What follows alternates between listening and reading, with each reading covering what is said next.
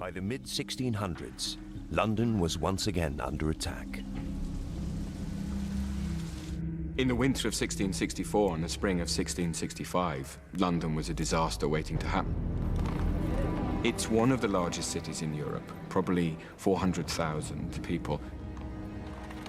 There is a teeming mixture of all sorts of people, from the very, very wealthy, the aristocrats, the court, down to the marginal figures, the beggars, the vagabonds, the watermen transporting people over London.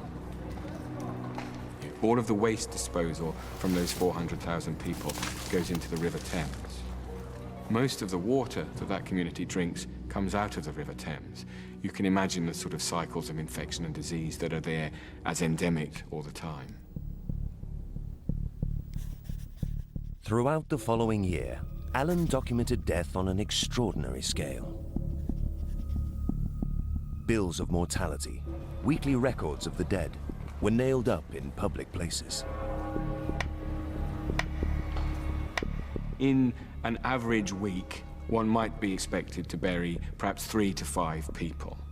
In an average week in the plague period, you would be expected perhaps to bury 200, 300. In some of the suburban parishes, perhaps even 800 people a week. Now that's a lot of dead bodies. This is as devastating an effect upon the City of London as a biological weapon would be released in the centre of New York. Between April and December, about 100,000 people were recorded as dying from plague. And those are just the people who are actually accounted for. The true figure is probably nearly half as much again. The city authorities did what they could.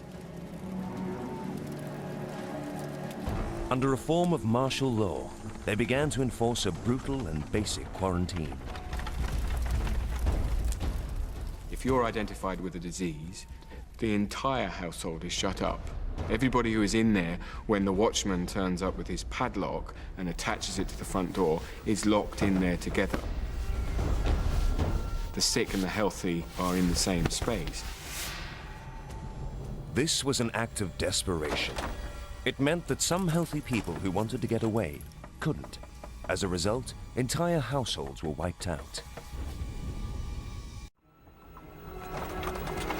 The death toll in London in 1665 was massive. It reached 150,000, a third of the population. Hundreds of would-be healers proclaimed that they had found the answer.